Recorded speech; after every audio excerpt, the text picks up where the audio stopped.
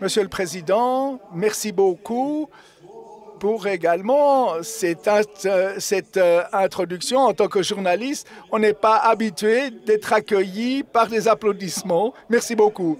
Monsieur les conseillers fédéraux, quelque part dans la salle, j'ai vu monsieur l'ancien conseiller fédéral, Christoph Blocher, parmi nous. Hier, vendredi, il était à l'aéroport de Zurich. Donc, le prix de la liberté qui a été remis, selon également un économe très connu, par l'Institut libéral, mesdames et messieurs. Donc, ils ont pris un Argentin. Donc, le prix de la liberté, on aurait dû le donner, disons, à l'ancien Conseil fédéral, Christophe Blocher, parce que, mesdames et messieurs, heureusement que nous n'avons pas besoin de Javier Milei en Suisse. C'est grâce à notre ancien Conseil fédéral, Christoph Blocher. Merci beaucoup. Le président du parti l'a dit, je ne suis plus également dans la cage du Parlement, mais j'ai également la possibilité également de pouvoir me déplacer dans le monde et cela me permet d'avoir également une perspective différente sur la Suisse. Et je peux vous dire, ce que je vis à l'étranger et ce que je constate, cela confirme le cours de l'UDC. Et on en pourrait dire encore plus. Ce qui se passe également dans le monde, eh bien, c'est un spot publicitaire pour cette UDC, parce que nous le constatons, cela a déjà été mentionné aujourd'hui, comme également que cette politique de gauche, disons, s'effondre. Donc également, disons, s'effrite. Et mesdames et messieurs, oui, vous, mesdames et messieurs, pour cela, vous avez agi qu'ensuite, en Suisse, nous n'ayons pas eh bien, des figures politiquement problématiques et par ce biais, disons, c'est quelque chose qui nous est pas réservé. Aujourd'hui, nous avons parlé du plan du Conseil fédéral de pouvoir de la Suisse, également de la fixer dans l'Union européenne. J'ai dit également à Las Biscuitli, c'est comme, disons, on voudrait également monter sur le Titanic alors que le pont, disons, était déjà plusieurs mètres sous le niveau de la mer. C'est la chose la plus stupide que l'on puisse faire. Et le Conseil fédéral n'a pas donné un nom pour ce traité. Ils ne savent pas comment ils devraient l'appeler. Et nous, mesdames et messieurs, nous de l'UDC, nous avons un nom pour également ce contrat. C'est un contrat de soumission, mesdames et messieurs. Un contrat de soumission. C'est aussi simple que ça.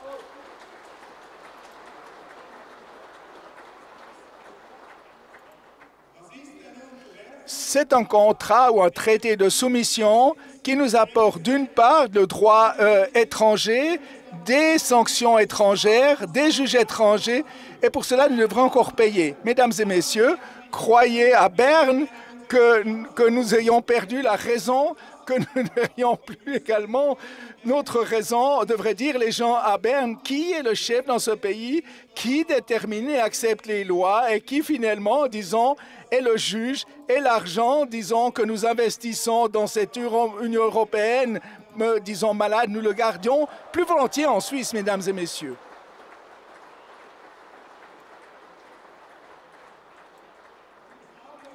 Et je vous le dis, donc il y a également, il circule avec également avec le PLR, de partis du centre, Sidmon Michel, comme il s'appelle, ils viennent également avec leur calculatrice.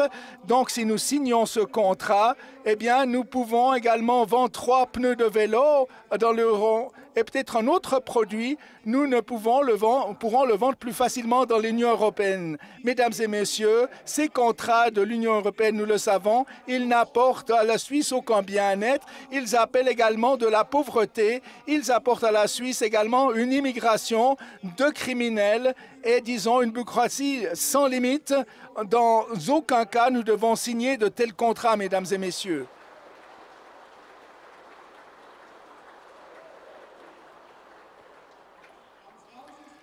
Le 20 décembre, donc peu avant Noël, parce qu'ils ont pensé, disons, qu'on ne le constatera pas, parce que tout le monde, disons, était à l'apéro.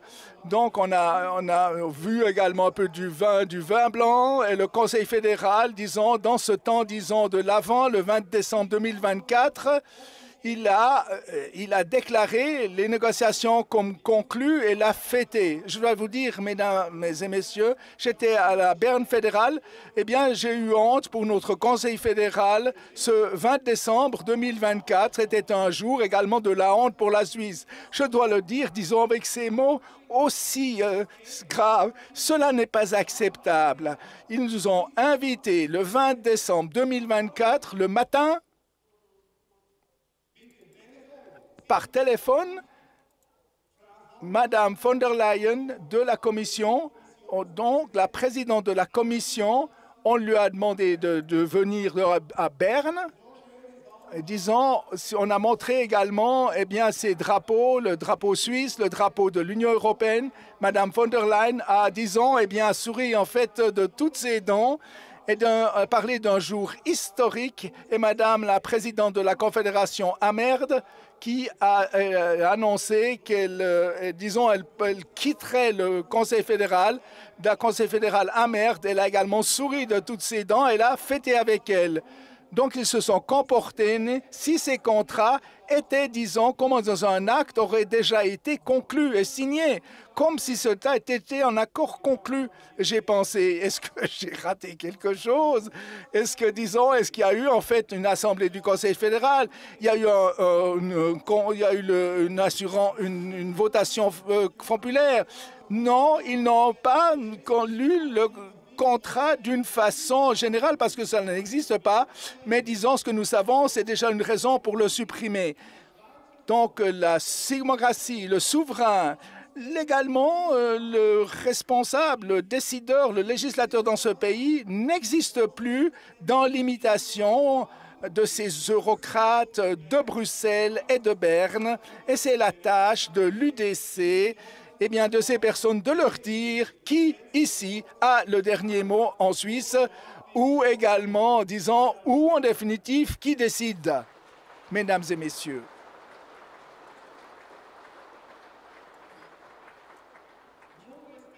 Aucun respect de la démocratie. Et disons, je le souligne, c'est un contrat de soumission. Un contrat de soumission.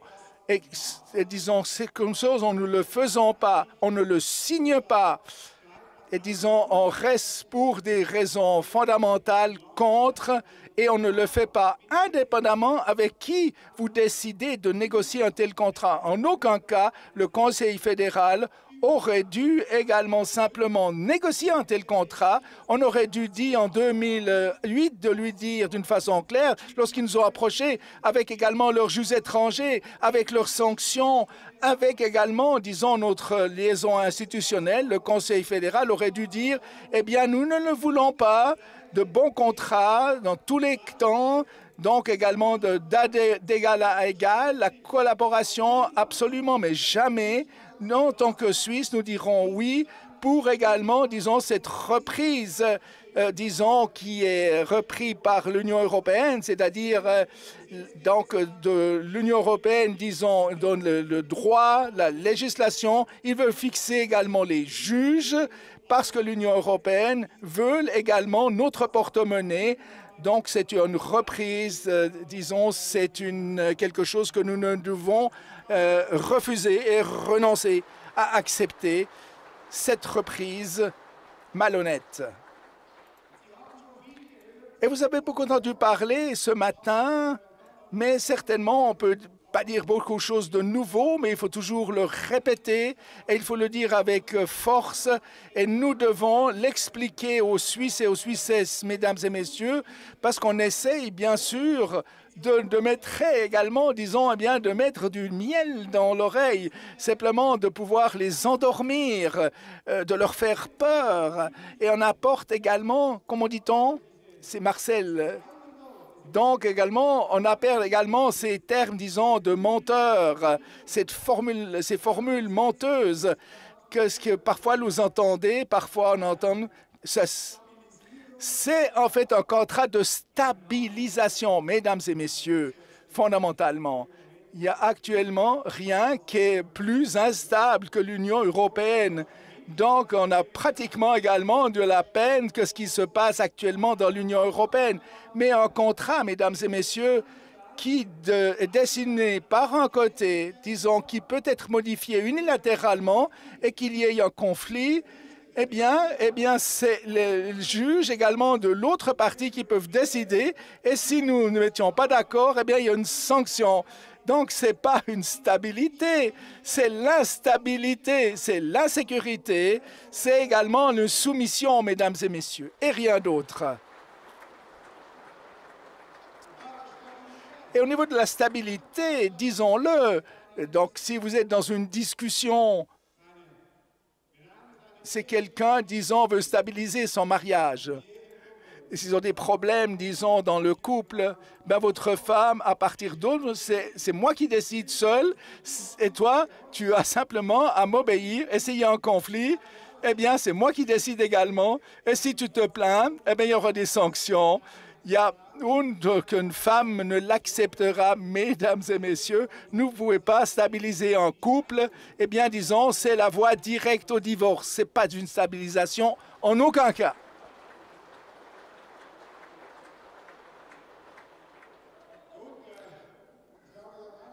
Donc, j'ai déjà entendu, dans la plupart des couples, c'est ainsi. Donc, d'une façon contraire, c'est les femmes qui décident si nous ne sommes pas d'accord. Donc, la femme, disons, elle a tous les droits. Et si en fait, eh bien, nous nous plaignons, il y a des sanctions. Mais, mesdames et messieurs, nos femmes, nous les aimons. L'Union européenne ne nous est même pas sympathique.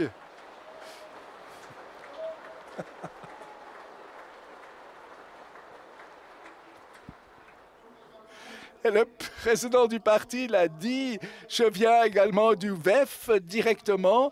Et bien sûr, là, avec beaucoup d'attention, j'ai suivi les séances de l'Union européenne.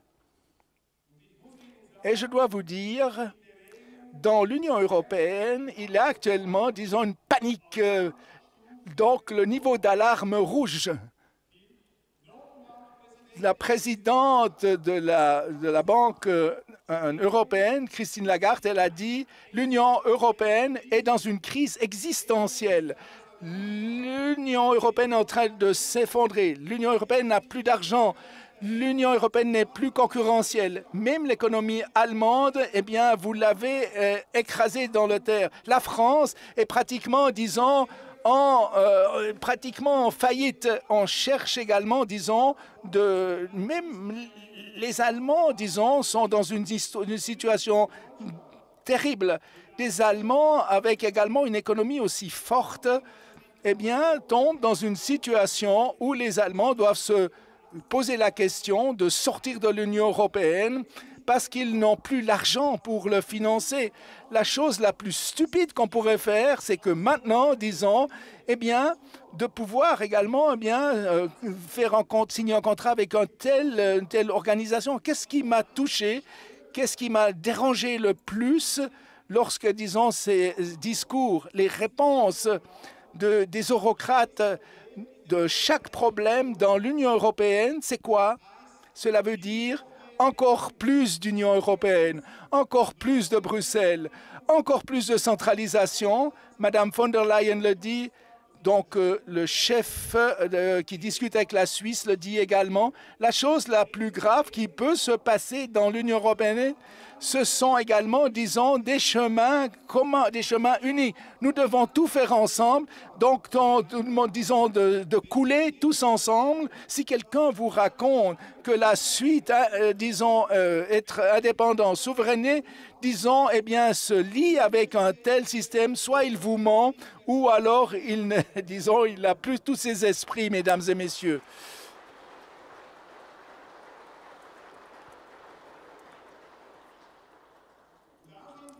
Ce qui est également intéressant à noter dans ce VEF, bien sûr, donc on transmet des fake news qu'on ne discute pas, qu'on ne met pas en question. Madame von der Leyen, Et Šefčovič, comme le commissaire européen, pour plusieurs raisons, ils ont toujours dit à l'introduction, oui, nous avons fait beaucoup d'accords, nous avons fait beaucoup signé de contrats, entre autres, avec la Suisse. Donc, ils nous ont déjà emballés avant que nous ayons discuté, disons, des termes de ce contrat. Est-ce que vous constatez quelque chose? Ils n'ont aucun respect de notre Suisse, ils n'ont aucun respect de notre démocratie, ils n'ont aucun respect de nos cantons et ils ont zéro respect de vous, les Suisses et les Suissesses, mesdames et messieurs. Et dans aucun cas, nous devons être d'accord. Pas un millimètre, nous devons bouger, mesdames et messieurs, en ce qui concerne ces différents contrats.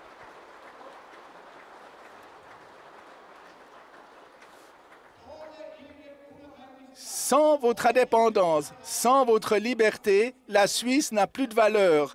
Et sans toi, nous distribuons comme du sucre dans l'eau chaude et tous n'ont pas encore compris dans notre pays, c'est-à-dire qu'il faut le définir d'une façon claire. Et donc, sans notre indépendance, la Suisse n'est plus la Suisse n'existe plus. Donc, il s'agit d'être ou de ne pas être de la Suisse, mesdames et messieurs. Et si on parle de l'indépendance, si on parle de la liberté, eh bien, nous devons également parler de la neutralité. La neutralité armée suisse, donc, eh bien, qu'on touche, et là, disons, à Berne, il veut également nous mettre également dans l'OTAN.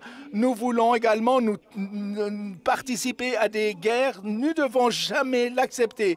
Et c'est mon dernier message aujourd'hui aux délégués dans cette halle de tennis, donc également dans un quartier également de la résistance. Il faut faire de la résistance contre cette politique. J'étais beaucoup en Allemagne, j'étais à Kiev, j'étais à Moscou, j'étais à Shanghai. Oui, je veux également, disons, dans l'armoire du poison, je parle avec tout le monde, comme les Suisses le parlent avec tout le monde. Nous ne devons pas prendre en fait l'avis des autres, mais nous sommes un pays ouvert au monde. Nous sommes ouverts pour tous et pour toutes, mais nous restons indépendants et neutres. Nous ne jouons pas également l'arbitre également dans ces conflits mondiaux.